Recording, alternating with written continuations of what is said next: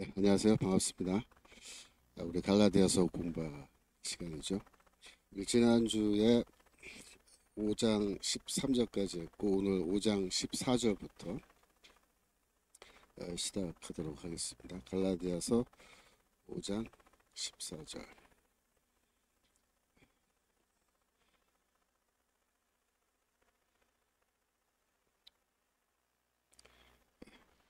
온 율법은 내 이웃 사랑하기를 내 몸같이 하라 하신 이 한 말씀에 이루었나니.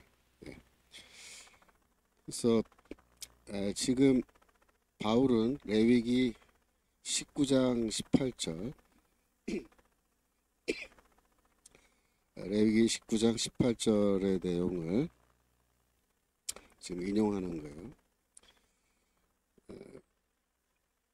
레위기 19장 18절. 원수를 갚지 말며 동포를 원망하지 말며 이웃 사랑하기를 내 몸과 같이 하라. 나는 여호와니라. 그러니까 이제 이 이웃을 사랑하기를 내 몸과 같이 하라라는 이 말씀은 바울이 처음으로 한 말이 아니고 구약 성경에 이미 있는 말씀이에요. 마가복음 12장 31절. 예수께서도 이 말씀을 동일하게 하신 적이 있으시죠. 그래서 마가복음 12장 31절.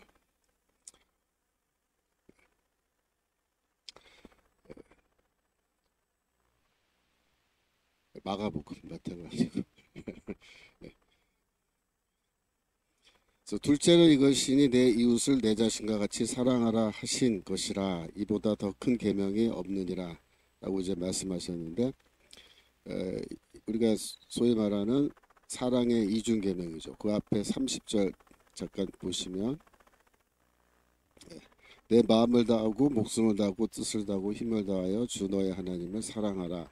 사랑하라라는 명령이 두 번 나오는데, 한 번은 이제 하나님을 사랑하라라는 거, 두 번째는 이웃을 사랑하라. 그래서 이것을 우리가 사랑의 이중 계명이다 이렇게 말하는데, 이 사랑의 이중 계명도 다 저기 그 구약 성경에 이미 나오는 거죠. 로마서 13장 8절에도 보면 13장 8절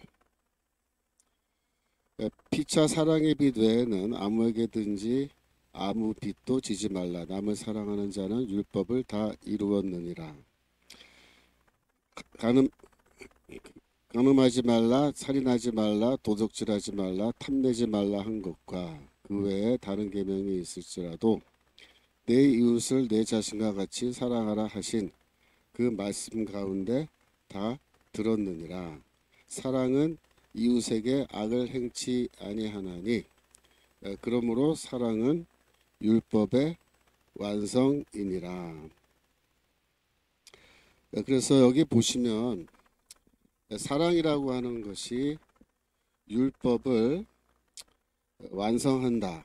이 완성한다라는 말은 이제 여기서 성취한다 그런 뜻입니다.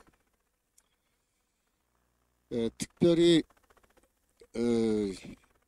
여러분들이 기억할 것은 바울이 이 사랑에 대해서, 율법에 대해서 이렇게 이야기할 때,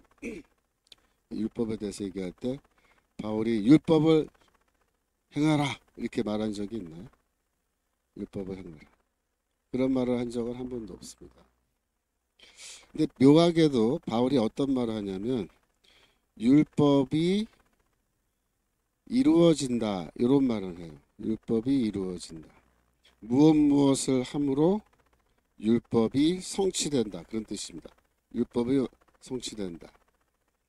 아까 사랑은 율법의 완성이니라 이렇게 얘기했잖아요. 로마서 13장 10절 다시 보여주시면 사랑은 율법의 완성이다 이런 말을 했는데, 사랑을 행함으로 율법이 뭐예요? 성취되는 거다 그렇게 얘기하는 거예요. 사랑을 함으로 율법이 성취된다. 그래서 바울은 율법을 행하라라는 말은 하지 않고 율법이 이루어진다 이렇게 말하는데 그때는 수동태예요. 수동태. 율법이 주어져 이루어지다. 로마서 8장 4절 보시면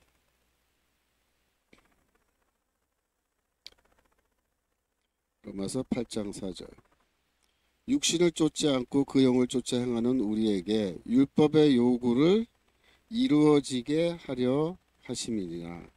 율법은 뭐예요? 이루어진다 이렇게 되면 율법은 이루어진다. 여기서도 수동태입니다. 여러분들 지금 출석하셔서 인사하고 계시는데 반갑습니다.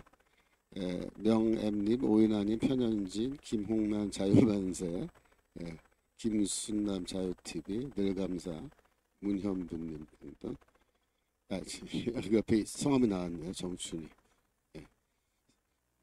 성도님. 그래서 아이고 반갑고 지금 제가 지난주 중에 카톡으로 우리 학교 측으로부터 청교도 신학원 측으로부터 저기 연락받은 게 있는데 교수님들이 그 교재를 미리 좀 나눠달라 그렇게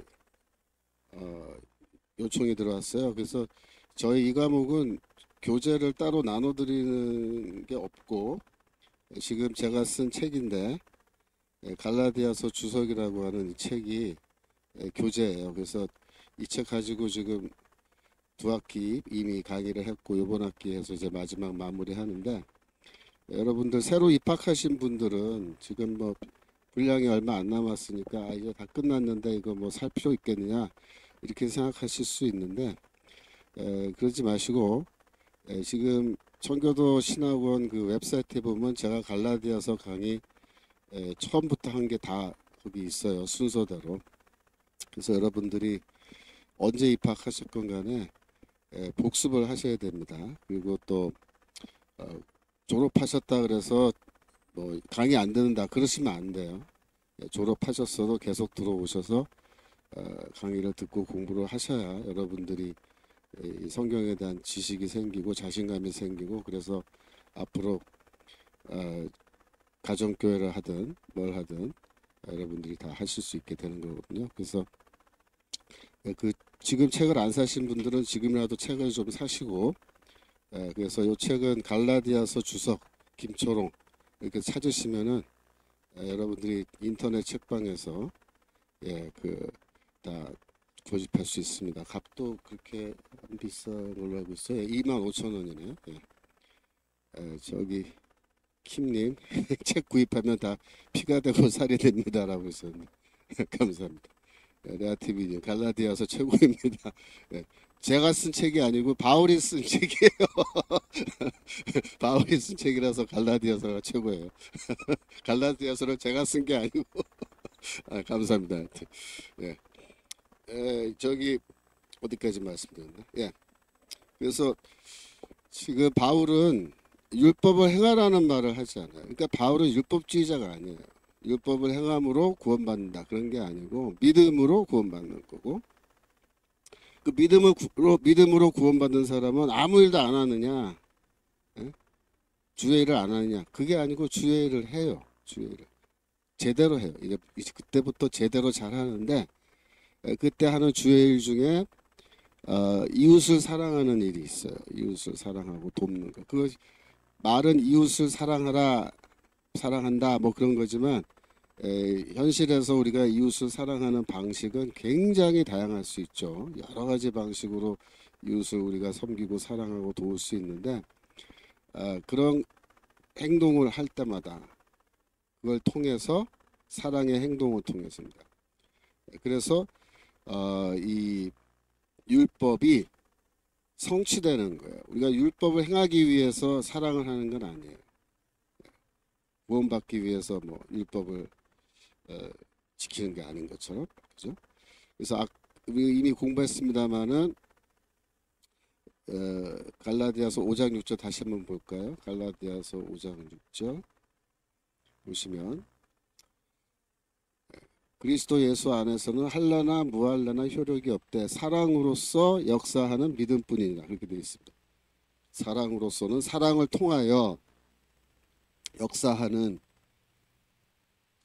일을 하는 믿음이다. 이렇게 말해요. 믿음밖에 없다. 믿음으로 우리가 구원받고 믿음을 갖고 있으면 사랑을 통해서 믿음이 어떻게 해요? 일을 한다는 거예요. 일을 한다. 역사한다는 거예요. 그래서 사랑을 통하여 우리의 믿음이 역사하면 어떻게 돼요? 율법은 자동적으로 성취되는 거다. 그렇게 말해요. 성취되는 거. 율법의 모든 요구는 자동적으로 성취된다. 그렇게 말해요. 특별히 바울은 이 로마서 아까 읽었죠. 로마서 13장 10절에서 사랑은 율법의 완성이다. 사랑은 율법의 완성이다. 근데 정말로 왜 사랑이 율법의 완성일까요? 여러분 생각해 보신 적 있나요? 이 레위기 19장 18절에 그 이웃을 사랑하라라는 말씀이 나오지만 이웃사랑이를 내 몸과 같이 하라. 다시 보여주세요. 네. 그런 말씀이 나오지만 재밌는 거는 우리 성경은 이 말씀을 굉장히 강조해요.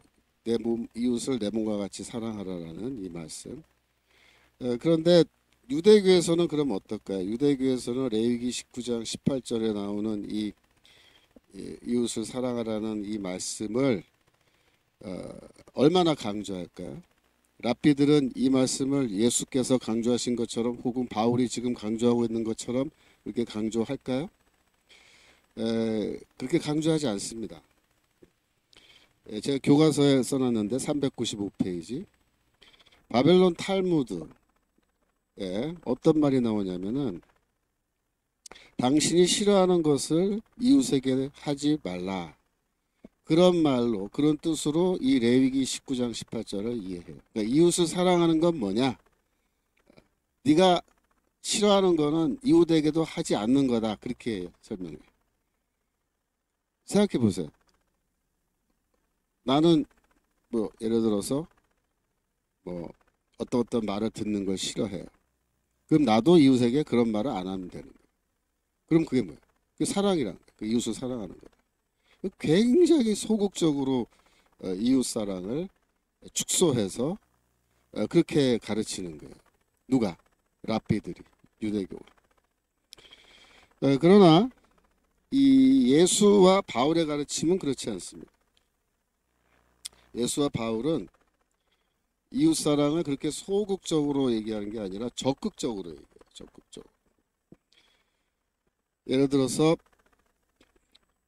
마태복음 5장 14절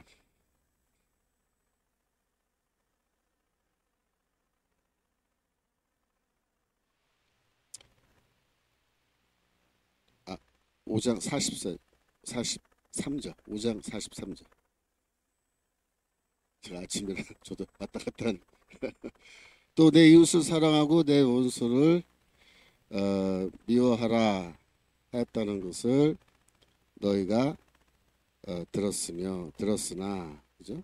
44절 나는 너에게 이르노니 너희 원수를 사랑하며 너희를 핍박하는 자를 위하여 기도하라. 그렇게 되어 있죠. 그래서 이 레위기 19장 18절에는 원수를 갚지 말아라 이렇게 되어 있어요. 원수를 갚지 말아라. 동포를 원망하지 말아라. 그러니까 원수와 동포는 지금 동격이에요. 뭐 누구누구를 원망하지도 말고 또 원수도 갚지 말아라. 이렇게 되어 있는데 마태복음 5장 44절에서는 뭐라고 되어 있어요? 너희 원수를 갚지 말아라가 아니고 다시 한번 보여주세요. 원수를 갚지 말아라가 아니고 원수를 사랑하라고 되어 있어요. 원수를 사랑하라. 그 다음에 동포를 원망하지 말아라가 아니고 너희를 박해하는 자를 위하여 기도하라라고 그렇게 돼 있어요. 예, 그 옥경 라이니어님 화면이 이상하네요. 교수님이 너무 가까이 보여요. 그랬는데 어, 제가 보기에는 뭐 다른 분들은 괜찮은 것 같은데 우리 옥경님만 그런 거 아닌가 생각되는데 자, 한번 조정을 해보세요. 예. 제 얼굴이 너무 가까이 보여서 별로 안 좋으세요? 농담입니다. 네. 우리 청구님 적극적인 사랑하는 자가 되자. 네, 출석합니다. 맞습니다. 사랑을 이렇게 소극적으로 가르치는 유대교와 사랑을 적극적으로 가르치는 이 복음 굉장히 다른 겁니다. 산상수훈에 보시면 마태복음 5장 21절 그 위에 올라가시면 있어요. 마태복음 5장 21절 산상수훈 옛사람에게 말한 바 살인치 말라. 옛사람들에게 이렇게 말씀되어졌다 이런 말이에요. 그렇게 말씀되어졌다고 수동태인데 옛사람에게 누가 그런 말을 한 건가요? 능동태로 바꾸면 모세예요. 모세는 옛사람에게 이렇게 말했다 가르쳤다 그런 뜻입니다. 이게 율법을 말한 거죠. 누구든지 살인하면 심판을 받게 되리라 하였다는 것을 너희가 들었으나 22절 나는 너에게 이르노니 형제에게 노하는 자마다 심판을 받게 되고 형제를 대하여 라가란 말은 이제 바보 하는 자는 공회에 잡히게 되고 미련한 놈이라 하는 자는 지옥불에 들어가게 되리라. 예. 이런 말씀이 있단 말이에요. 예. 옥경님 잘 해결됐군요. 네, 감사합니다. 예. 그래서 지금 이 모세의 율법과 예수의 가르침 또 바울의 가르침 이거는 굉장히 다른 거예요. 다른 거예요. 그래서 어떻게 다른 거냐? 이렇게 다른 거예요. 율법은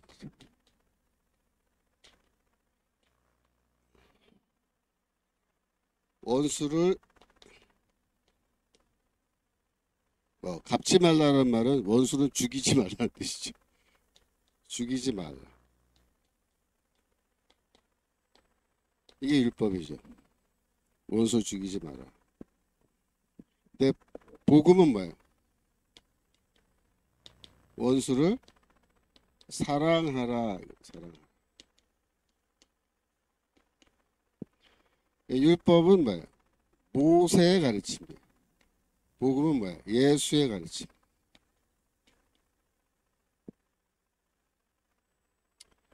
그래서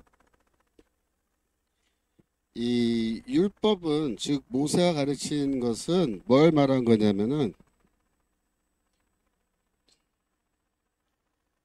이거는 최소한의 요구예요. 최소한의 요구.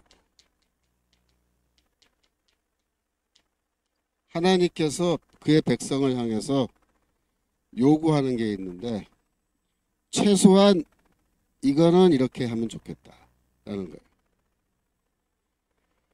최소한 사람을 그러니까 원수를 죽이지는 말아라 이거죠.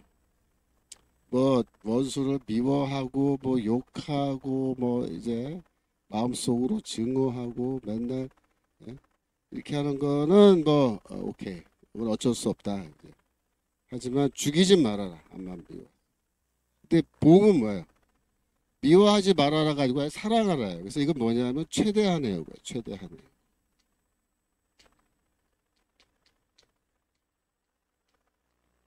하나님께서 그의 백성을 향해서 요구하는 것 중에 최대한이에요. 그러니까 이제 그 그래프로 표시한다면 여기서 0이 있고 100이 있는데 원수를 죽이지는 말아라. 그러면 한 10 정도의 요구예요. 이 율법은 이 정도. 10 최소한의 요구죠. 복음은 뭐냐면은 최대한의 요구예요. 원수를 사랑해라. 다르죠. 그래서 모세는 하나님의 뜻을 전했어요. 모세가 뭐 사탄의 뜻을 전하고 그런 거 아니죠. 모세도 하나님의 뜻을 전했습니다. 근데 어떤 하나님의 뜻이냐? 그걸 여러분 아셔야 돼요. 모세가 전한 율법은 하나님의 뜻인데 뭐예요? 하나님이 갖고 있는 최소한의 요구. 야, 너희가 내 백성이면 최소한 이 정도는 해줘야 돼 라는 거예요. 최소한 원수를 죽이지는 말아줘 이런 겁니다. 근데 예수께서 오셔서 뭐라 그러셨냐면 내가 율법을 온전케 하려고 왔다. 율법을 온전케 하려고 왔다. 마태복음 5장 그 위에 올라가시면 돼요. 마태복음 5장 17절. 내가 율법이나 선지자나 율법서나 선지서 이렇게 읽으시면 돼요. 율법과 선지서를 폐하러 온 줄로 생각하지 마라. 폐하러 온 것이 아니라 완전케 하려 함이라. 그래서 율법을 완전하게 한다. 그렇게 말씀하셨거든요. 율법을 어떻게 완전하게 하냐. 율법이 완전하다면 율법을 완전하게 할 수가 없겠죠. 이미 완전한데. 그러나 율법이 만약에 불완전하다면 예수께서 그것을 완전하게 하실 수가 있겠죠. 율법이 그러면 불완전하다. 그 말이 무슨 뜻일까요? 율법은 왜 불완전해서 예수께서 그것을 완전하게 하셔야 되는 걸까요? 바로 이거예요. 율법이 하나님의 뜻이긴 한데 하나님의 최소한의 요구이기 때문에 그것만 말한 거예요. 최대한의 하나님의 요구, 그러니까 하나님의 희망사항 중에서 이 100에 해당하는 거. 그거는 율법이 말을 하지 않았어요. 그래서 율법은 뭐예요? 하나님의 뜻을 온전하게 다 드러내지 못한다. 못한다. 아이고, 김태분 선생님이 교수님 명강에 감사합니다. 그랬는데 감사합니다. 저야말로 감사합니다. 제가 뭐 이렇게 명강사는 아닌데 성경이 아주 그 좋은 말씀을 다 하고 있기 때문에 저는 성경 얘기하는 거예요. 그래서 다시 이 최소한의 요구와 최대한의 요구, 다시 말해서 율법은 하나님의 온전하신 뜻, 최대한의 요구, 이거를 다 얘기하지 않고 있기 때문에 율법은 불완전한 거다. 그렇게 말씀합니다. 불완전한. 예수께서 오셔서 이 율법을 완전하게 하세요. 어떻게? 자신의 가르침으로. 그래서 예수께서 이렇게 산상수훈에서 말씀하신 거라든가 예수의 모든 가르침은 다 뭐예요? 이 불완전한 모세의 율법을 완전하게 하신. 그러니까 하나님의 뜻은 누구를 통해서 100% 완벽하게 계시되었느냐?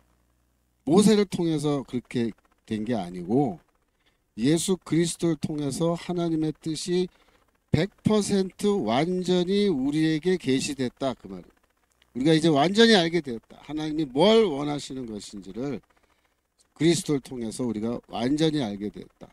그 얘기죠. 그 그리스도는 하나님이 세우신 위대한 뭐 메시아 구세주이기도 하지만은 또 뭐예요? 위대한 선생님, 교사. 하나님이 세우신 교사. 여러분들이 이사야서 2장 3절 주세요. 많은 백성이 가며 이르기를 오라 우리가 여호와의 산에 오르며. 이게 많은 백성은 뭐냐면요. 앞에 2절 잠깐 보여주세요. 2절 위로. 만방이 그리로 모여들 것이라 그랬잖아요. 만방이 뭐예요? 모든 민족을 말하는 열방. 모든 민족이 어디로 모여드냐면 여호와의 성전이 있는 산 시온산에 몰려든다.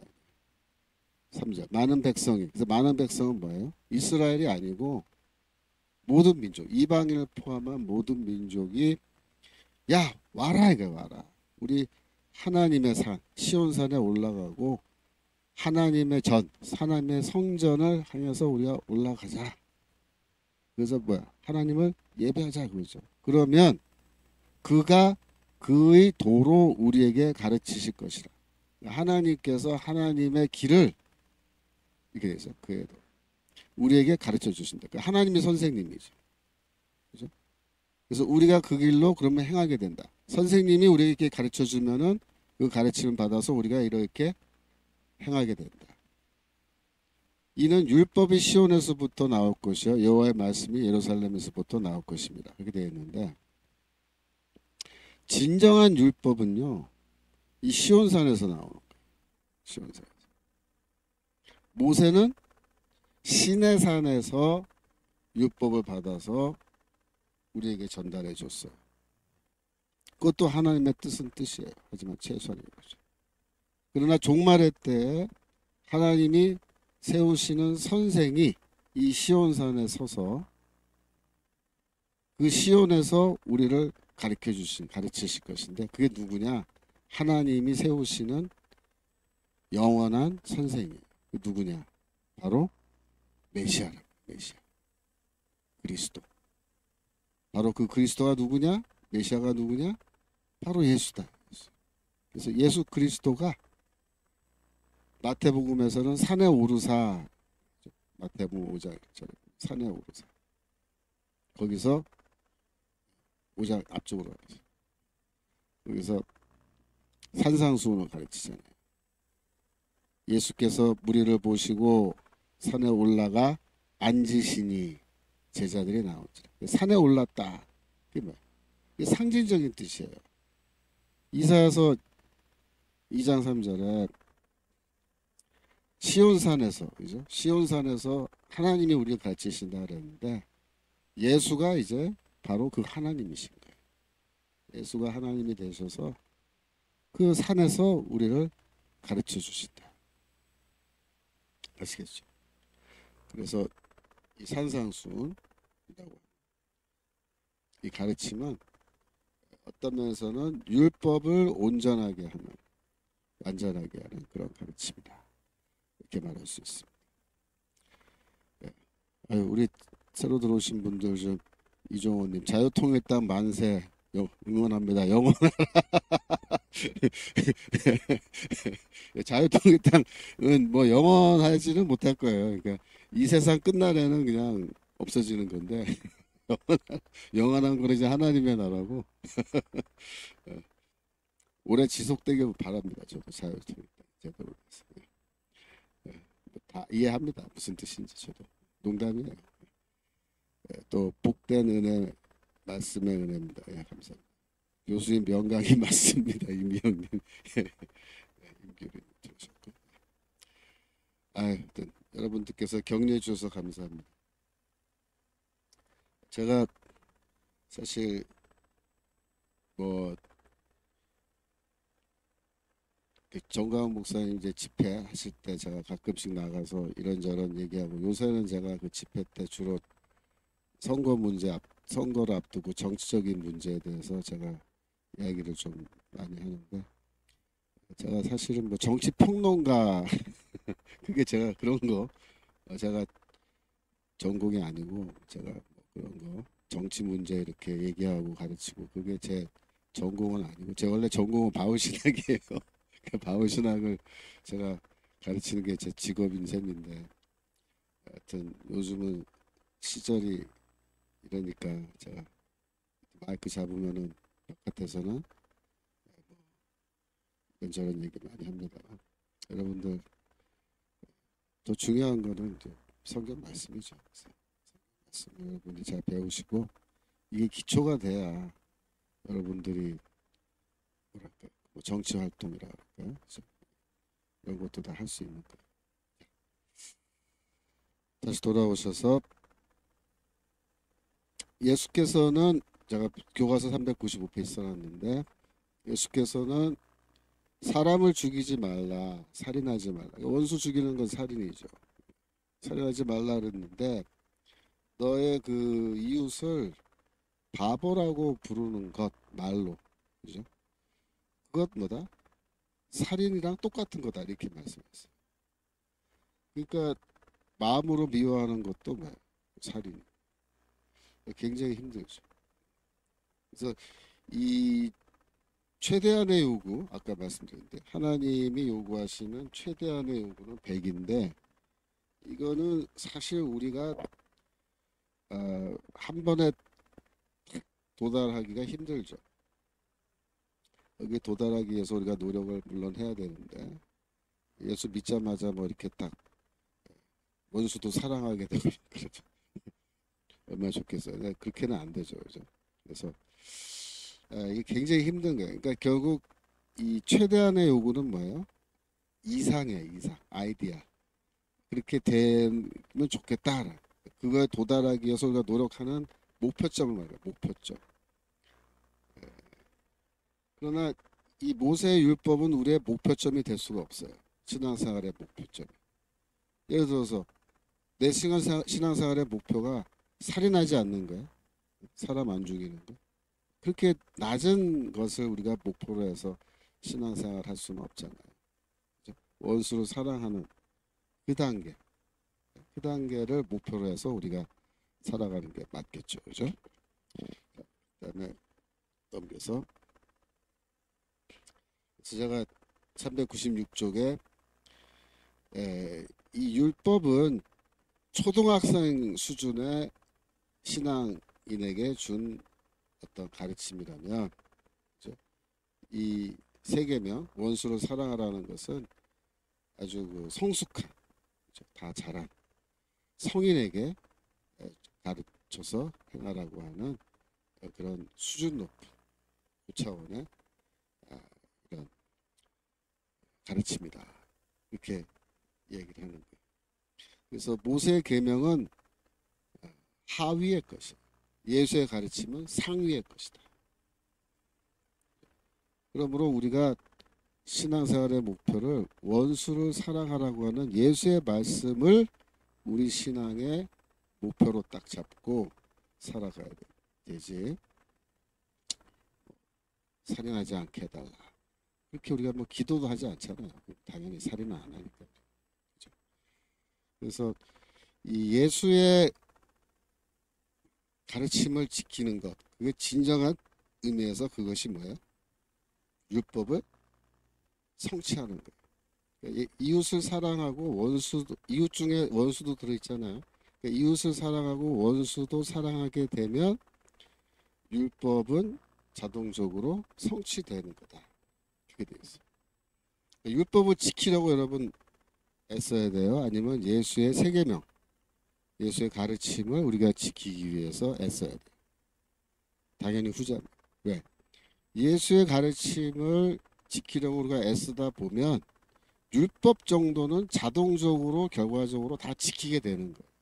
지키게 돼. 그걸 말하는 거예요. 그래서 내 이웃 사랑하기를 내 자신과 같이 하라라고 하는 이 레위기 19장 18절의 말씀을 예수와 바울은 한 단계 더 업그레이드해서 이웃을 적극적으로 사랑하고 더 나아가서 원수도 사랑해야 된다. 원수도 사랑하라 라는 그런 말씀으로 그렇게 우리에게 제시하는 것. 우리가 이웃을 사랑하는 것, 그거는 우리가 왜 사랑해요? 이웃이 예뻐서? 그건 아니고요. 이웃을 찬찬히 뜯어보면요, 이웃이 결코 그렇게 예쁘지도 않고 아름답지도 않아요. 제가 대학교 1학년 때 대학에 들어갔더니 전부 다 뭐라 했냐면 민중을 위해서 신학도 민중신학 우리가 민중을 위해서 사랑하면서 우리가 살아가야 됩니다.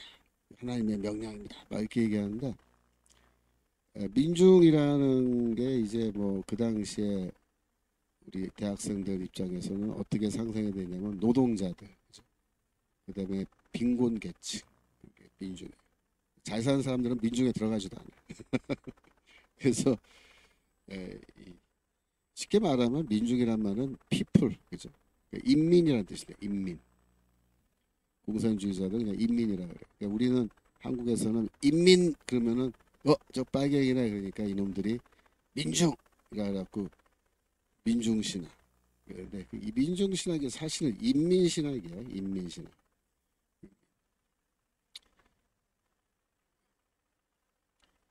제가 이건 뭐 딴 얘기입니다만은 국민의힘이라고 하는 그 정당 있잖아요. 여러분 국민의힘이 영어로 뭔지 아세요? 국민의힘. People's Power예요. People's Power. 국민의힘.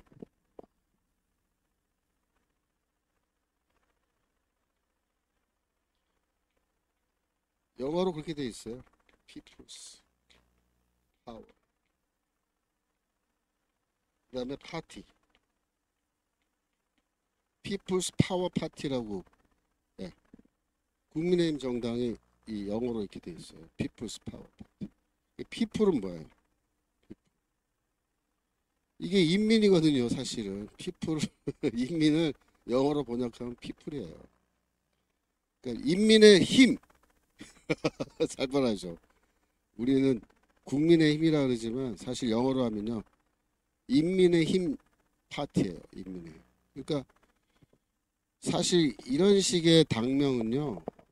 이 좌파당이들이 쓰는 당 이름이에요. 저는 지금도 왜 이 국민의힘 사람들이 처음에 당 이름을 지을 때 저 따위로 지었는지 아니 국민의힘 피플스 파워 인민의힘 당 정당이라는 거는 이거는 완전히 무슨 좌파 중에서도 생 좌파 정당들이나 이런 이름을 갖고 있는 거지 보수 우파 정당이 피플스 파워라는 말을 이거 쓰는 게 이게 제정신이 아닙니다 사실은. 제가 그저께도 저기 국민의힘 강력하게 제가 비판했는데 뭐 이게 지금 말이 안 되는 소리 하는 거예요. 어떻게 보면 당명부터 잘못된 거예요. 이 정당 제대로 하려면 보수 정당 하고 싶으면 당명부터 바꿔야 돼요. 당의 이름에 보수 정당은 뭐가 들어갑니까? 주로 자유가 많아요. 자유.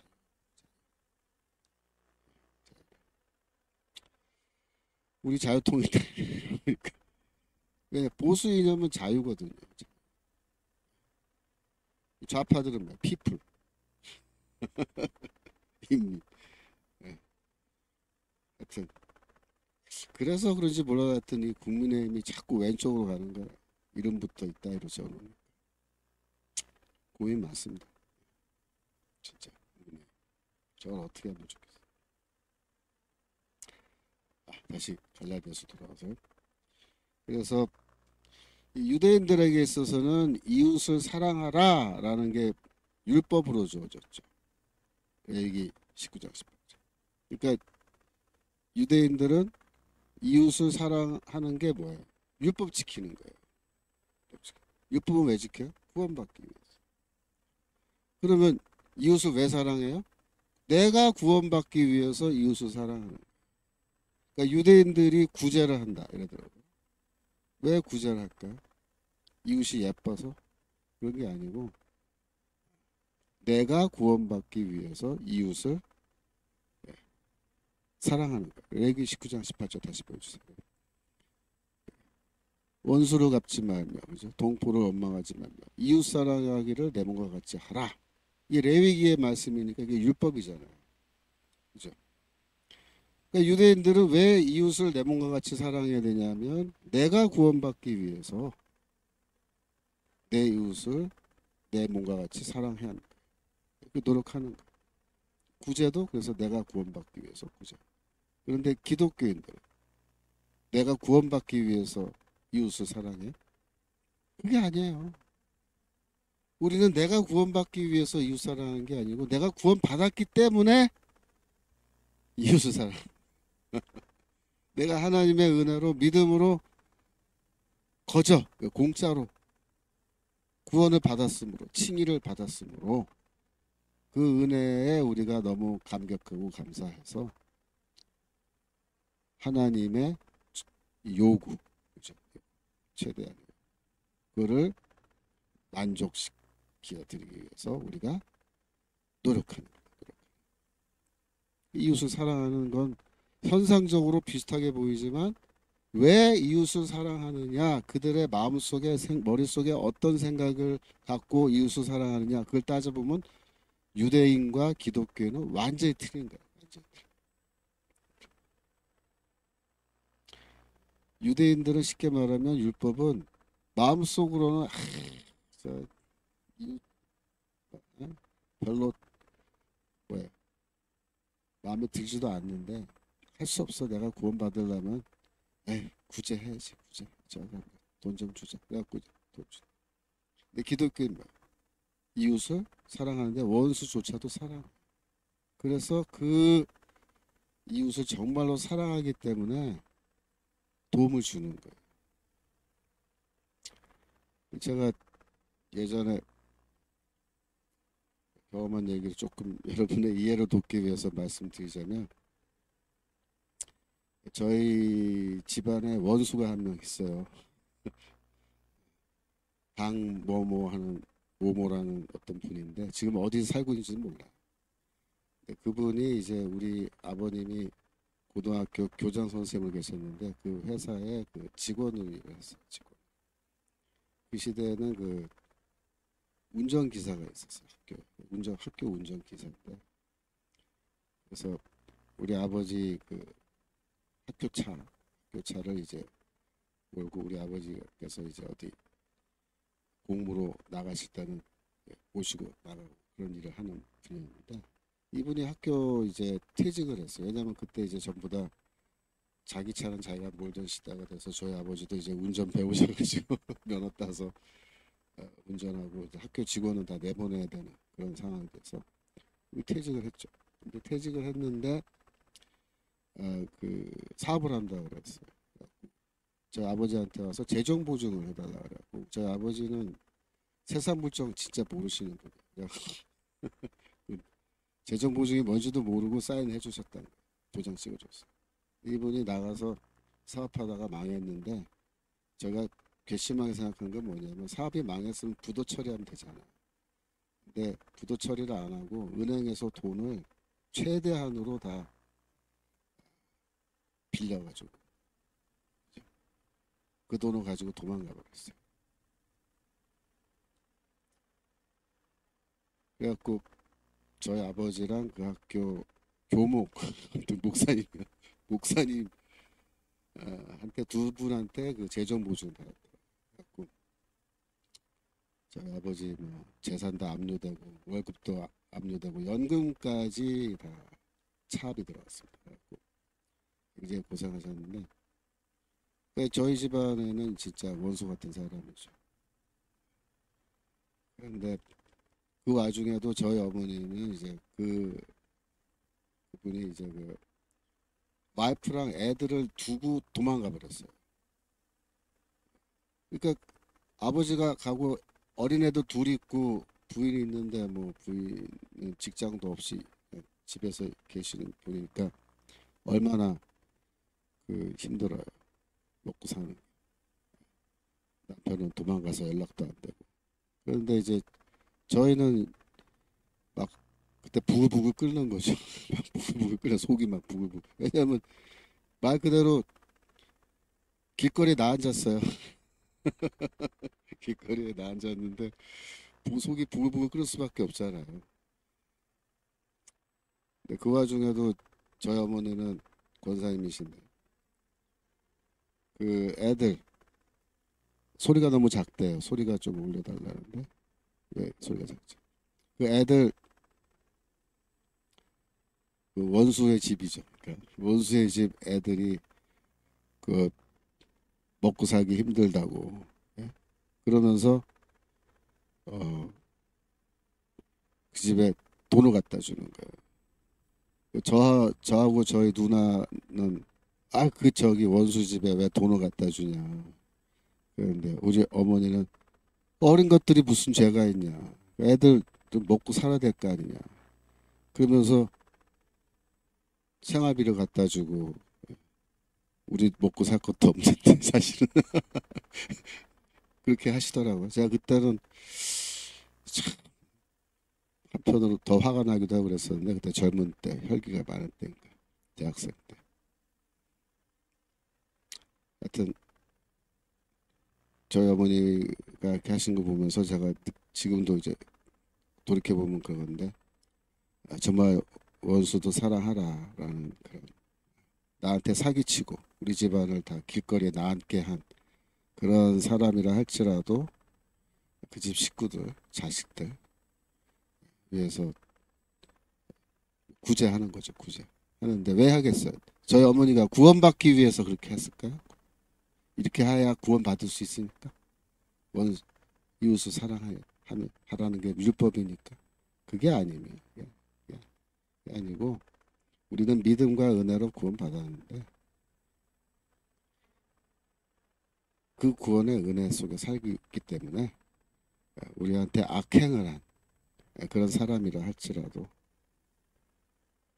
그 집 식구들 불쌍히 여기고 가서 도와주고 먹을 거 갖다 주고 돈 갖다 주고 막 이렇게 하는 거예요. 그래서 이 복음이 위대한 겁니다. 복음의 은혜만이 인간을 올바른 길로 제대로 된 길로 인도한 것 같아요. 교수님 기침하신 지 오래 되신 듯요. 왜 그러죠? 제 목소리가 좀 작아서 그런가요? 네, 제가 좀 더 크게 얘기하겠습니다. 죄송합니다. 그래서 이 복음이라고 하는 것은 원수를 사랑하라고 하는 것은 하나님의 최대한의 요구면서 우리가 그거를 하면은 정말 그 이웃을 사랑하면 그것은 곧 뭐냐? 결과적으로 율법을 다 지키는 것과 동일한 효과를 우리에게 준다. 갈라디아서 5장 15절. 만일 서로 물고 먹으면. 갈라디아서 5장 15절. 만일 서로 물고 먹으면 피차 멸망할까 조심하라. 여기서 이제 문다는 거면 개가 물듯이 콱 이렇게 무는 거예요. 이 헬라어에서도 물다라는 말은 야생의 육식 동물이 이렇게 무는 걸 나타내요. 무는 거예요.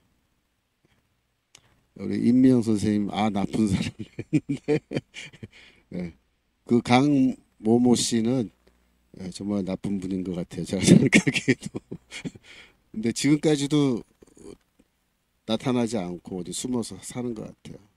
지금이라도 와서 잘못했다고 뭐 얘기하면 저희 아버지가 지금도 살아 계시거든요. 저희 아버지가 금년 연세가 93인데 지금이라도 찾아와서 잘못했다고 미안하다 그러면 저희 아버지가 흔쾌히 괜찮다고 용서해 주실 분인데 나타나지는 않아요. 기대를 하지 않습니다. 저도. 자, 그래서 다시 물고 먹으면 문다라는 건 이 육식 동물이 무는 거고 먹는다라고 했을 때도 이게 먹는 거는 뭐 이렇게 어떤 뜻이냐면은 먹어 치운다 그런 뜻이에요. 이게 헬라어로 캇 에티오, 그러니까 에스티오가 이제 먹는다라는 뜻인데 카타라는 접두가 붙어서 강세형이 됐어요. 그러니까 먹는데 어떻게 먹냐면 싹 먹어 치우는 거예요. 그렇죠? 강력하게 먹는 거예요. 물고 강력하게 먹으면 그죠? 이게 전부 다 뭐야? 짐승들이 하는 거예요. 짐승들이. 피차 멸망할까 조심하라. 그러니까 이게 왜 갑자기 이런 말이 나오느냐? 동물에 대해서 사용하는 이 동사들을 왜 바울이 쓰면서 야 너희 성도들 교회 성도들 갈라디아 성도들 서로 이렇게 물고 뜯고 하면 다 망하는 거야 라고 경고를 할까요? 이 교회 싸움 내부적인 그 싸움을 지금 바울이 예견하고 절대로 그렇게 하면 안 된다라고 이야기하는 겁니다. 그러면 왜 갑자기 이렇게 물고 뜯으면 안 된다 이 말을 할까? 그걸 이제 우리가 한번 생각을 해봐야 돼요. 그 이유는 여러분 할례당이 이렇게 교회에 들어와서 한동안 성도들을 잘못된 길로 인도하고 유혹하고 이렇게 했는데 우리말로 하면은 할례당이 뭐 이제 이단 정도에 해당하는 거예요. 근데 이 할례당이 들어와서 막 그렇게 활개치면서 잘못된 가르침을 막 가르치고 할 때 교회 안에 일부 성도들은 어떻게 돼요? 거기 따라가 버려요. 끌려가 버려요. 그러니까 이제 그 말씀을 제대로 알면 이단의 유혹에 넘어가지 않죠. 그러니까 이단에 왜 빠지냐면 열심은 있는데 믿음 막 이렇게 믿음에 대한 열심은 있는데 말씀에 대한 지식이 없는 사람들이 아주 쉽게 이단에 빠져버려요. 아예 처음부터 열심이 없으면 이단에 안 빠집니다. 예, 열심이 없는 사람들은 그냥 어차피 교회에 열심이 없기 때문에 이단에도 빠질 염려가 별로 없어요. 근데 열심히 있는데 말씀이 부족한 분들, 이런 분들이 빠져.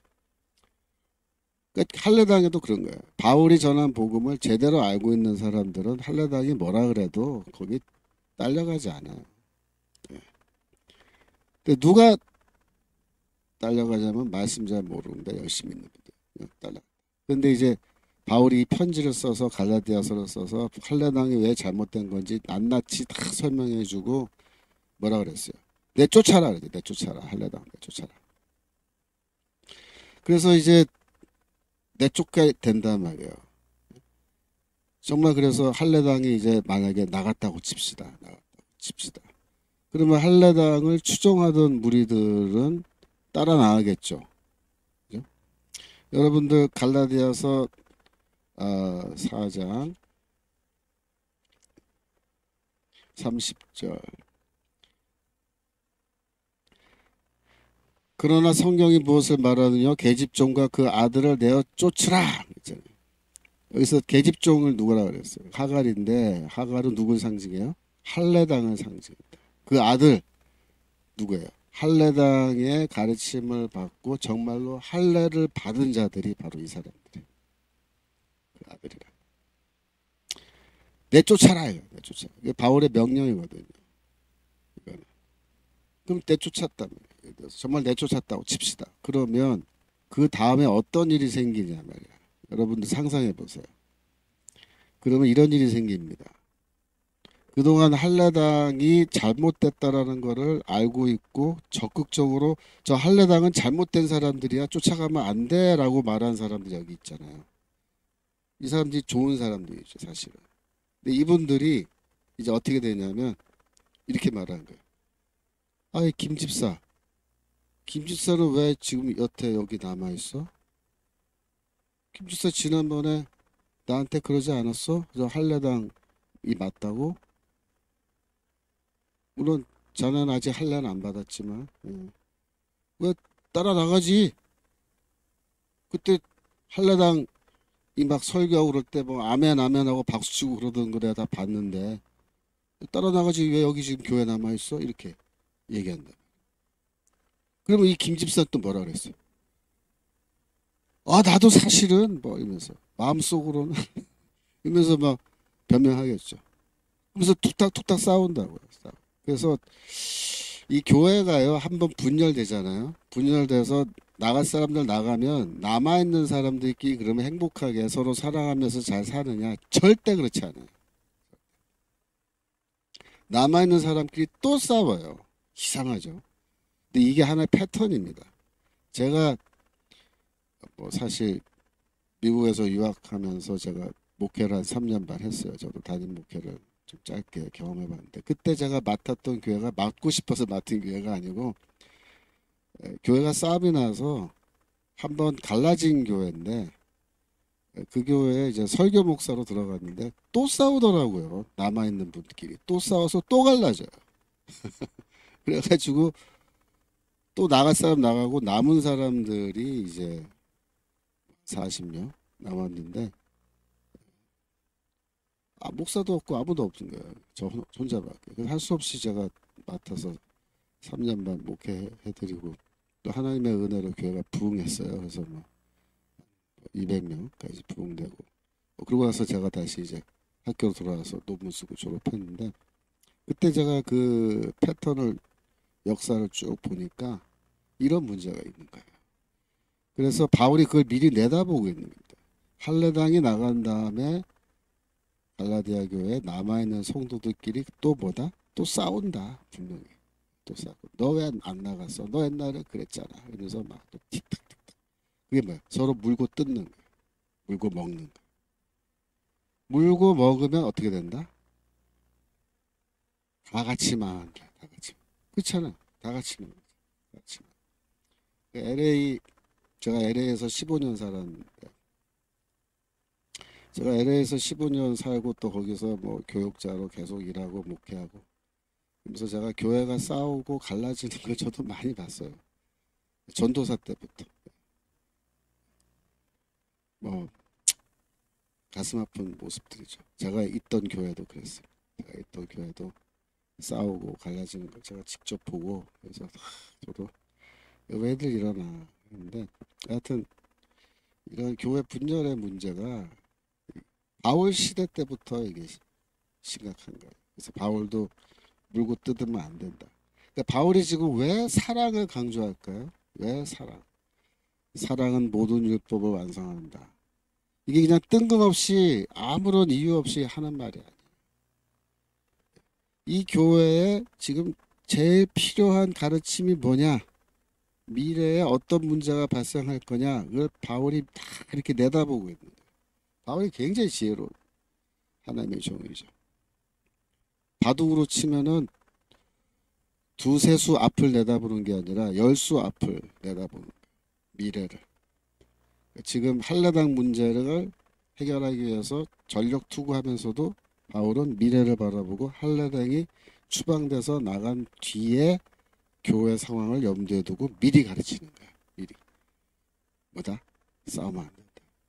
남아있는 사람끼리는 서로 용서하고 받아들이고 다시 한 몸을 이루어서 사랑으로 한 교회를 이루어야 된다. 그 얘기를 한 거야. 그래서 이단이 휩쓸고 간 자리는 항상 그 뒤에 뭐가 있다? 싸움이 일어날 가능성이 크다. 이거를 우리가 요한 1서에서도 볼 수 있어요. 여러분 요한 1서. 여러분 요한 1서 많이 읽어보셨어요? 우리 요한 1서 공부 조금만 해볼까요? 이런 관점에서. 요한 1서의 이 교회도 이 이단 문제가 있었습니다. 요한 1서 3장 11절.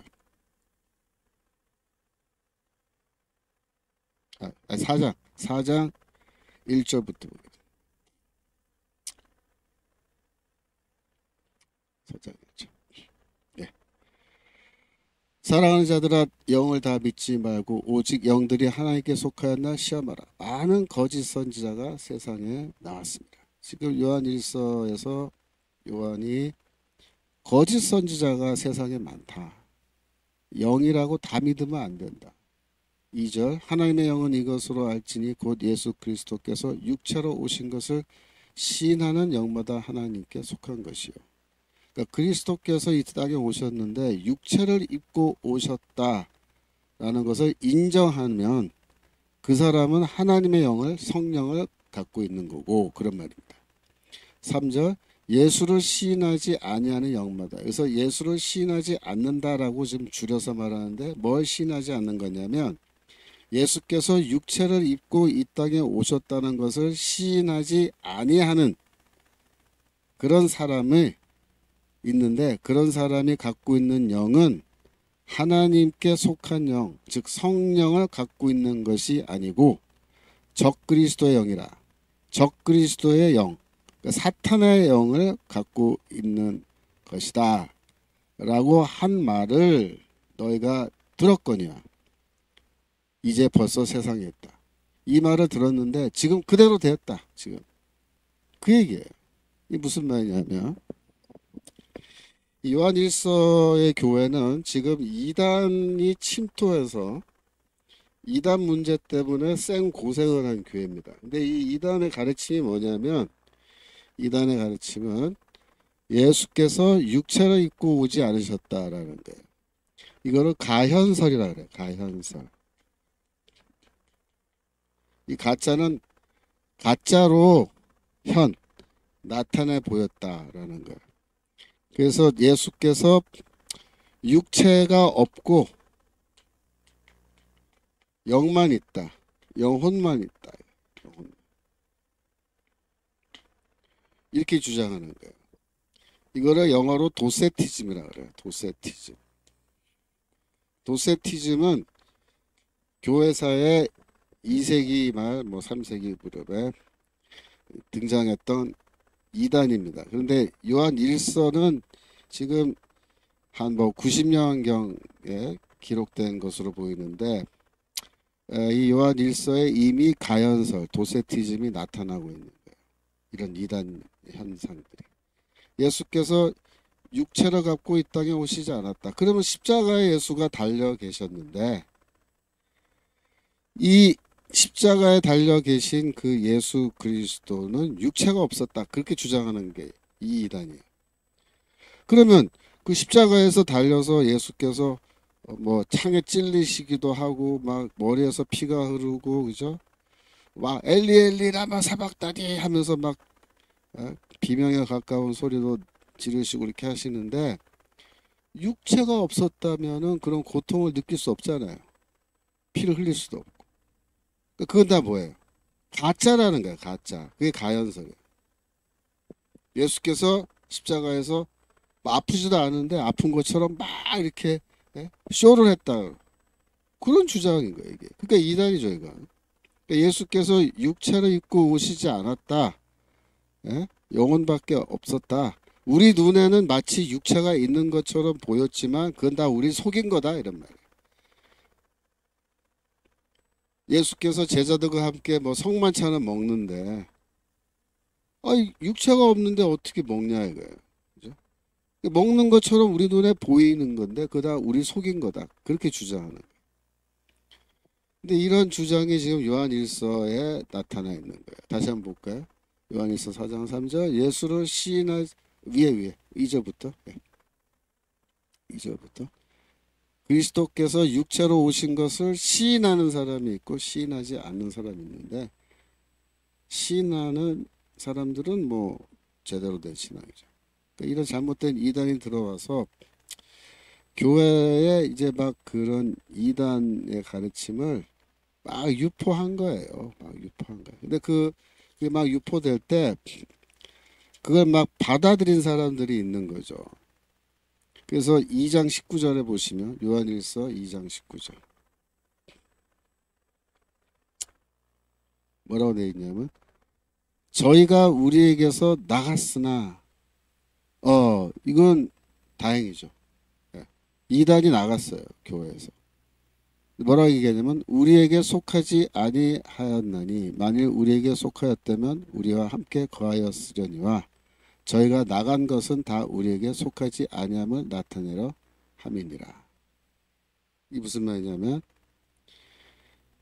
이 사람들이 원래 이단에 속해서 나간 사람들이 그 교회에서 세례도 받고 신앙 고백도 하고 다 이렇게 한 거예요. 그죠? 근데 이단에 빠졌다. 더 나가서 우리를 떠났어요. 다른 교회, 그러니까 이단 교회를 만들고 나갔어요. 그러면 어떤 문제가 생기냐면, 저들이 여기서 세례를 받았단 말이에요. 세례를. 우리 목사님이 세례 주셨단 말이에요. 어떻게 된 거냐? 저들이 믿음을 고백했었단 말이에요. 근데 지금 이단이에요. 어떻게 된 거냐? 저들이 하나님의 자녀였단 말이에요. 우리가 한 가족이었고. 근데 지금은 이단 따라서 나갔어요. 그러면 저들은 사탄의 자식인데 지금 결과적으로. 근데 우리랑 함께 있을 때는 하나님의 자녀로 같이 우리랑 신앙생활 하던 자들이야. 이걸 어떻게 설명할 거냐? 그 질문입니다.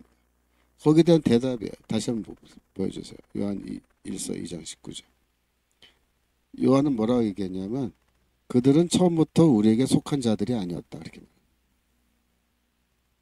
우리에게 하나님의 자녀라고 하는 이 그룹에 처음부터 속해 있지 않았다. 그래서 나간 거다. 처음부터 우리에게 속한 자들이 아니었다. 그렇게 설명해요. 그들이 가졌던 믿음은 뭐냐? 잘못된 믿음이었다. 그렇게 얘기합니다. 잘못된 믿음. 그들의 믿음은 처음부터 잘못된 믿음이었다. 그래서 나간 거다. 이렇게밖에 설명이 안 돼. 그래서 이 교회도 요한 1서의 교회도 이단이 휩쓸고 간 교회인데 이단이 휩쓸고 간 교회는 어떤 문제가 생긴다고요? 성도들이 싸워요. 또 그러면 이 교회에 가장 필요한 가르침은 뭐겠어요? 사랑하랍니다. 사랑. 그래서 요한 1서에 보면은 서로 사랑하라는 말이 엄청 많이 나와요. 예를 들어서 요한 1서 3장 11절.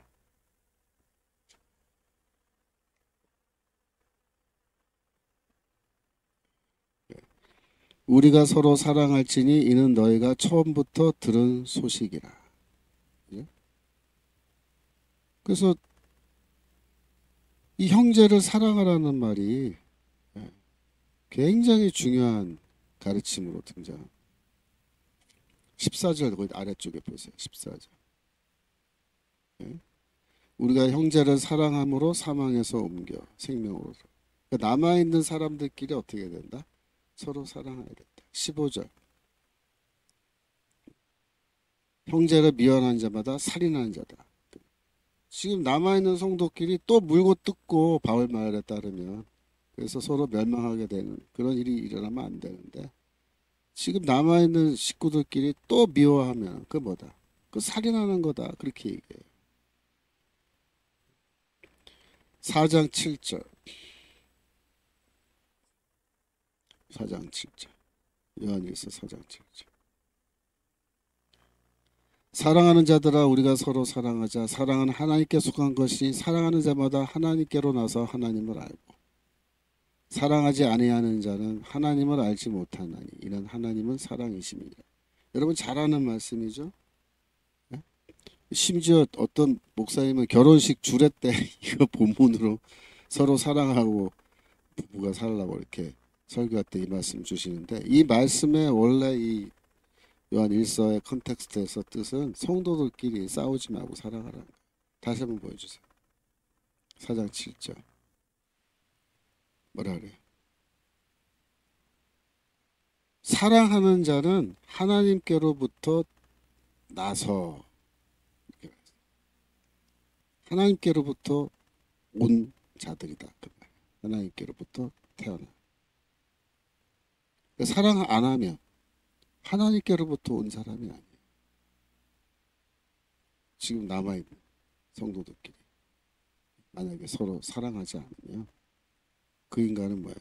또 사탄으로부터 온 자라는 거예요. 이렇게 얼마나 무서운 얘기예요. 강력하게 지금 경고하는 겁니다. 싸우지 말고 미워하지 말고 서로 사랑합니다. 어차피 지금 교회 풍지박산 났는데 여기 안에서 지금 막 또 싸우고 이러면 절대 안 된다.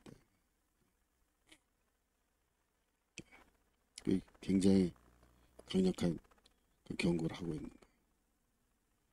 그 아래 11절 요한일서 4장 11절 사랑하는 자들아 하나님이 이같이 우리를 사랑하셨은즉 우리도 서로 사랑하는 것이 마땅하도다. 어느 때나 하나님을 본 사람이 없으되 만일 우리가 서로 사랑하면 하나님이 우리 안에 거하시고 그의 사랑이 우리 안에 온전히 이루느니라. 요한 1서에 뭐 지금 몇 구절밖에 안 봤지만 서로 사랑하라는 말이 계속 나와요. 하나님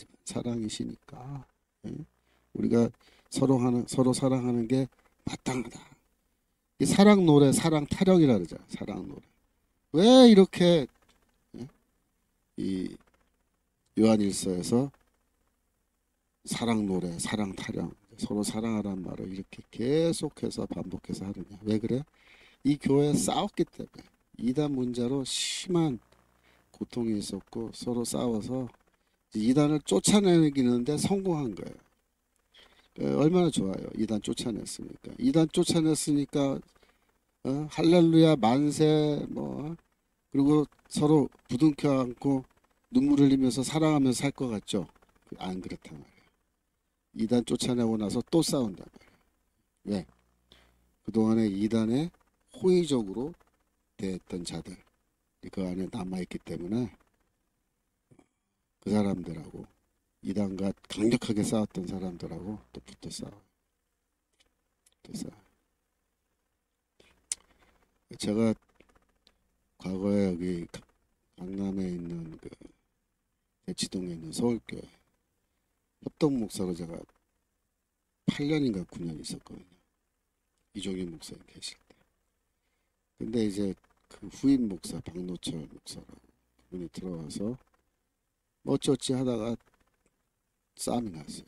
제가 그 싸움을 피해서 사표 내고 다시 도망다녔는데 저는 교회 싸우는 거는 지긋지긋해요. 왜냐하면 제가 있던 교회가 미국에서 있던 교회가 그 소송하고 막 싸우고 막 깨지고 막 정말 막 생 난리치는 교회에 제가 들어가서 수습을 하다 보니까 저도 너무 힘들더라고요. 성도들의 마음이 황폐화됐어요. 황폐화.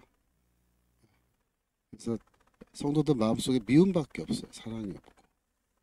그러니까 목사를 대할 때도 어떻게 보면은 제 느낌은 뭐냐면 미움으로 대해요. 목사도 담임 목사조차도 나는 잘못한 거 하나도 없는데 자기들끼리 과거에 다 쌓아놓고도 나를 대하는데 이렇게 쏴요. 말 한마디를 해도 예쁘게 안 하고 저도 힘들죠. 그래서 제가 그 교회에서 물론 하나님의 은혜로 교회도 다시 부흥하고 뭐 여러 가지 면에서 성도들의 마음이 많이 풀어지고 하나님의 은혜를 많이 경험을 했습니다만은 제가 그런 과정 속에서 저 자신은 너무 힘들었기 때문에 저는 싸우는 교회는 정말 싫어요. 교회 분쟁이 일어나면요. 저는 보따리 싸고 도망가는 게 제일이다라고 생각하는 사람이 돼버렸어요. 저도 그래서 보따리 싸고 도망나왔죠. 근데 그 교회가 지금 소송을 하고 막 해가지고 결국은 이제 소송 끝났습니다. 그래서 일단락돼서 교회가 지금 다시 하나 되기 위해서 노력하고 있는 중인데 제가 뭐 그 교회 상황을 요새 잘 몰라요. 근데 추측하기로는 쉽지 않을 거예요. 쉽지 않을 거예요. 왜? 이 분열을 한번 경험한 다음에 다시 싸웠던 사람들이 다시 만나서 하나가 되는 거는요. 그거는 정말 하나님의 성령의 능력 아니면 하나 되기 힘들다. 인간의 노력으로는 그 쉽지 않다라는 게 제 경험이기 때문에 그 교회가 바라기는 잘 그런 고비를 넘기고 다시 하나가 되기를 바랍니다. 제일 좋은 건 뭐야? 싸우지 않는 거예요. 싸우지. 그다음에 한번 싸워서 분열 경험했으면 두 번째는 뭐야? 사랑으로 하나 되는 거예요. 다시 사랑. 바울이 그 얘기하는 거예요. 우리 정님 분쟁은 누가 좋아할까요? 분쟁 뭐 사탄이 제일 좋아하죠. 사탄. 여러분 사탄이 교회를 무너뜨리는 전략은요. 사탄이 외부에서 교회를 공격해서 교회를 쓰러뜨린다. 그거는요 쉽지 않아요. 사탄도. 뭐 핍박, 고난, 핍박과 고난이 왔을 때 성도들이 오히려 하나가 탁 돼서 단결해서 서로 사랑하면서 그 핍박과 고난을 견디면요 강력한 교회가 됩니다. 그래서 사탄은 교회를 망하게 할 때 이렇게 외부에서 공격하지 않아요. 어떻게 되면 내부에서 무너뜨립니다. 교회 안에 분열을 일으켜요. 근데 그 분열과 싸움이라는 건요, 항상 보면요, 아주 사소한, 아주 사소한, 별로 중요하지도 않은 지나고 뭐. 제가 미국에 있을 때 그 경험했던 교회는 그러니까 원로 목사님이 은퇴하시고 그 원로 목사님의 그 응급이라 그러죠. 은퇴하신 목사님에게 생활비를 드리는데 얼마를 드릴 거냐 라는 문제 때문에 싸움이 났어요. 근데 그때 그 목사님이 뭐 요구한 액수가 있대요. 저는 그건 잘 모르지만 이게 좀 많았어요, 사실은. 그것 때문에 이제 못 드린다. 그래갖고 이제 분열 싸움이 시작됐다는 건데, 지나고 나서 보면요, 변호사비만 몇십만 불 들었어요. 변호사. 그러니까 양측이 들린 돈을 생각하면요, 100만 불이 훨씬 넘어갑니다. 저쪽 그 소송의 진 쪽은 집이 한 채, 그러니까 비즈니스가 하나 날라갔어요. 세탁소가. 그러니까 지나고 나서 얘기를 하는 거예요. 그때 그냥 그 돈 드렸으면 얼마, 사실 얼마 안 되는 돈인데 드렸으면 이 난리 치지 않았어도 될 거다. 이렇게 얘기해요. 몇 배의 돈을 다 재판으로 탕진하고 교회는 교회대로 다 망가지고 심정은 심령은 심령대로 다 망가지고 이렇게 되는. 그래서 이건 진짜 할 짓이 아닙니다. 사탄의 역사예요. 사탄의 역사. 저도 뭐 그걸 막아보려고 여러 방면으로 애를 썼는데 설득이 안 되더라고요. 새로 그러니까 서울교회 같은 경우도 새로 오신 목사님, 제가 그때 그냥 사표 내시고 캐나다로 가시라. 이제 더 이상 해봐야 안 됩니다. 목사님도 손해입니다. 근데 그날은 그렇게 할 것처럼 얘기하더니 결국은 이렇게 안 하고 더 세게 나오고, 그래서 결국 싸움 나고. 근데 그분도 타격 커요. 그러니까 이건 진짜 할 짓 아니에요. 교회 싸움. 분장은 누가 좋아할까요? 사탄죠. 그래서 이 서로 사랑하라. 이거 진짜 중요한 겁니다. 자, 일단 넘겨서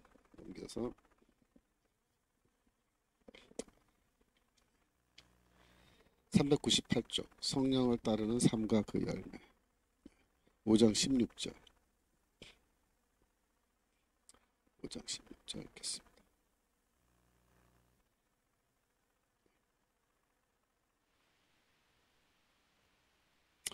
내가 이르노니 너희는 성령을 쫓아 행하라. 그리하면 육체의 욕심을 이루지 아니하리라. 17절도 한번 같이 읽어보겠어요. 육체의 소욕은 성령을 거스리고 성령의 소욕은 육체를 거스리나니 이 둘이 서로 대적함으로 너희의 원하는 것을 하지 못하게 하려 함이니라.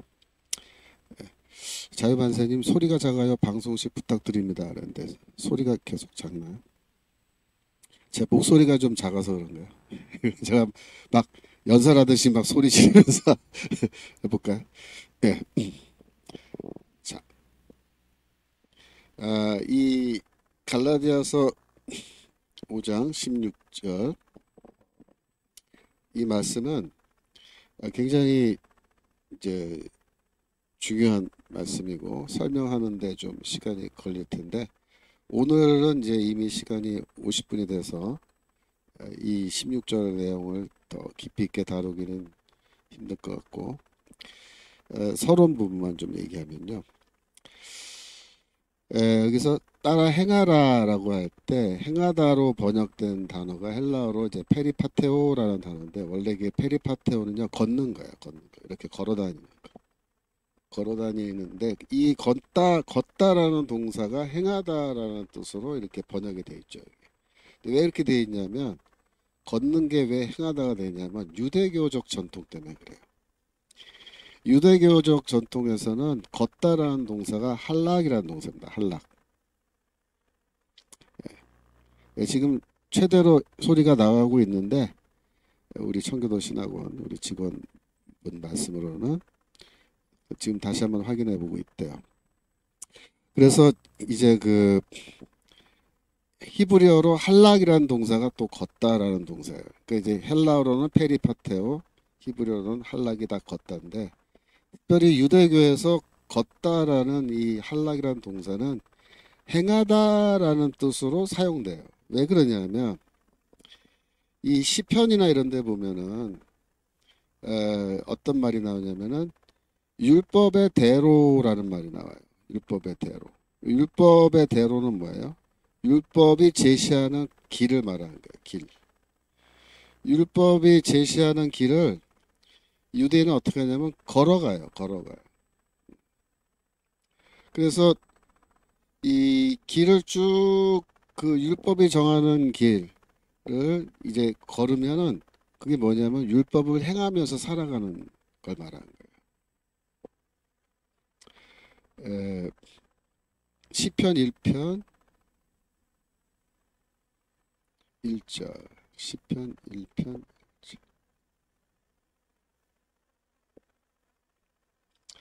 복 있는 사람은 악인의 길을 쫓지 아니하며 죄인의 길에 서지 아니하며 죄인의 길이란 말 나왔죠. 이 죄인들이 걸어가는 길이에요. 이 죄인들이 걸어가는 길은 뭐냐면 율법이 가라고 지시하는 길을 가지 않고 딴 길로 가는 걸 말하는 거예요. 그러면 죄인의 길을 걸어요.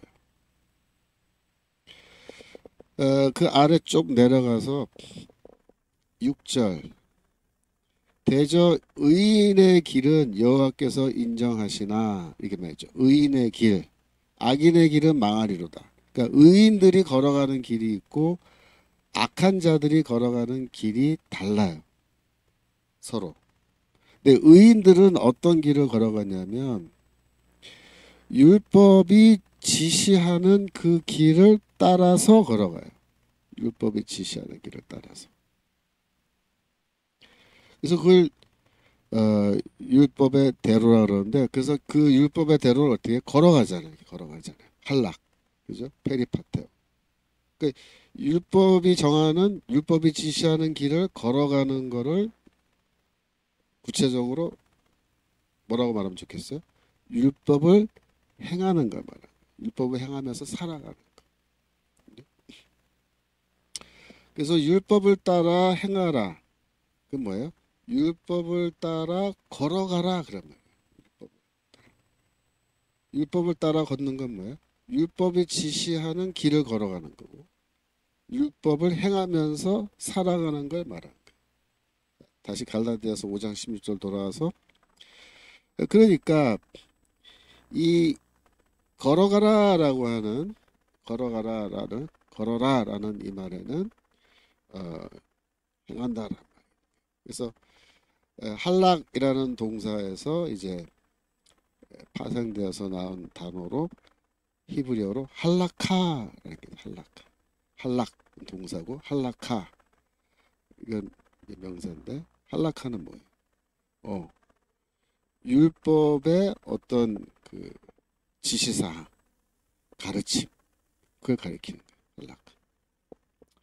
이건 변순복 교수님 뭐잘 설명해 주실 걸로 해주신 걸로 알고 있는데 예. 그래서 이제 이 너희는 성령을 따라 행하라는 말은 성령을 따라 걸어가라. 걸어가라. 여기 육체의 욕심을 이루지 아니하리라 그랬죠. 다시 한번 보여주세요. 육체의 욕심을 이루지 아니하리라. 근데 욕심이라는 말이 이 헬라어로는 이제 에피투미아라는 단어예요. 에피투미아. 그런데 이 욕심이라고 번역된 이 에피투미아라는 단어는 에, 우리말로 이제 그 번역을 할 때 뭐 여러 가지 단어로 번역하는 해서 그 중에 하나가 이제 욕심으로 이렇게 번역을 해 놓은 건데 제가 번역을 한다면 욕망이라는 단어로 번역할 것 같아요. 욕망. 그래서 여러분들이 육체의 욕망을 이루지 아니하리라 이렇게 이해하시면 돼요. 욕심과 욕망은 조금 다르죠, 그죠? 욕심은 뭐예요? 뭐 밥을 먹는데 욕심을 내서 막 뷔페 가서 접시에 밥을 산더미 같이 떠오면 욕심 많구나. 밥에 대한 욕심이 있다. 이렇게 얘기하고 욕심이라는 말은 뭐 어떨 때는 좀 좋은 뜻으로 쓰일 수도 있잖아요. 그죠? 예, 뭐 좋은 일에 욕심을 갖는다. 이렇게 말할 수 있는데 욕망은 좀 틀리죠. 욕망은 이제 이걸 좀 어떻게 보면 인간의 가장 근본적인 성향, 그죠? 인간이 갖고 있는 욕망. 그죠? 뭐 여러 가지 욕망이 있을 수 있잖아요. 예를 들면은 뭐 식욕, 그죠? 이런 것도 욕망이죠. 먹는 거에 대한 욕망. 또 아, 수면에 대한 욕망. 수면, 잠자는 거죠. 그것도 욕망이죠. 또 성욕, 그죠? 성적인 욕망. 그래서 이 욕망이라고 하는 거는 이제 우리 현대어에서 인간이 갖고 있는, 그러니까 보편적으로 갖고 있는 거죠. 인간이라면 누구나 갖고 있는 어떤 바램, 바램. 그래서 욕망이라는 거는 한마디로 말하면은 이제 심리학에서는 뭐라 하냐면 목마름이다 이렇게 말해요. 목마름이다. 어떤 종류의 목마름이냐면은 여기 형용사가 하나 들어가야 돼요. 끝없는 목마름이다. 끝없는 목마름이 뭐냐? 욕망이다 이렇게 말해요. 끝없는 목마름. 이게 재물을 향한 욕망을 예로 들게요. 재물을 향한. 자, 인간은 누구나 다 재물에 대한 욕망이 있죠. 그래서 뭘 소유하고 싶어 한단 말이에요. 돈 얼마만 있으면 좋겠다. 이렇게 생각하는데 예를 들어서 뭐 1억만 있으면 좋겠다. 1억이 생겼어요. 그럼 욕망이 만족됐으니까 욕망이 없어져요? 그게 아니고 1억이 생기면 그다음에 뭐야? 뭐 10억이 있으면 얼마 좋을까? 그게 돼요. 처음에 집이 없을 때는 조그만 뭐 원베드룸을 내가 샀을 때 너무 기쁘죠. 욕망이 만족됐으니까. 그러면 거기서 평생 그러면 살면서 행복할까 인간이? 그렇지 않아요. 그 다음에 투베드룸. 투베드룸 살았으면 좋겠다. 또 욕망이 더 커져. 그래서 욕망은 끝없는 목마름이라 그래요. 물을 내가 목이 말라요. 물을 마시면 나의 갈증이 해소되잖아요. 그죠? 그러면은 이제 물을 안 마셔도 되겠다. 되는 것 같은데 그렇지 않고 이 끝없는 목마름, 끝없는 갈증, 끝없는 갈증. 계속해서 더 요구한다. 더 요구한다. 그래서 육체의 욕망이라는 것은 끝없는 갈증이고 끝없는 목마름과 같은 건데 인간이 이 욕망의 포로가 되어서 살아가고 있다라는 겁니다. 제가 다음 시간에 더 자세하게 이제 설명드릴 텐데 여러분들의 교과서의 399쪽부터 400 또 401페이지 해가지고 쭉 어디까지 나오냐면은 403페이지까지 제가 특별 보충 설명을 거기 해놨죠. 그 제목이 유대교의 인간론과 바울의 인간론이라고 해서 제가 거기 보충 설명해놨는데 다음 주에 제가 이걸 자세하게 설명드릴 거고 여러분들이 조금 한번 읽어보시면 그죠? 예습을 하고 오시면 제가 설명할 때 더 쉽게 이해하실 수 있을 겁니다. 제가 설명할 때 뭐 자세하게 하겠지만 여기 있는 모든 얘기를 다 이제 일일이 다 읽어가면서 하지는 않아요. 그러니까 제가 설명하는 거는 개요. 이걸 설명드릴 테니까 여러분들이 좀 읽어보시면서 미리 구체적인 내용을 좀 이해하고 들어오시면 좋겠습니다. 예, 그래서 여러분들 오늘도 많은 분들이 수업에 들어오셔서 같이 수업 들으셨는데 늦게 들어오신 분들은 어떻게 하셔야 돼요? 예, 앞쪽에 있는 강의 다시 동영상으로 보시면서 꼭 보충 학습을 해주시기 부탁드립니다. 자, 기도하고 마치겠습니다. 네, 아버지 오늘도 이렇게 갈라디아서를 계속 공부할 수 있게 해주셔서 감사합니다.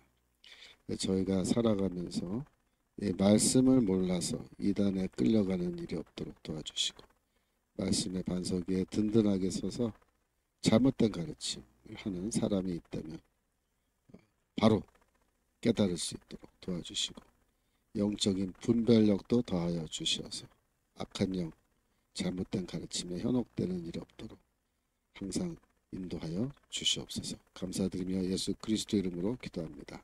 아멘. 네, 여러분 오늘도 수고 많이 하셨습니다. 다음 주에 또 공부하도록 하겠습니다. 감사합니다. 안녕히 계세요.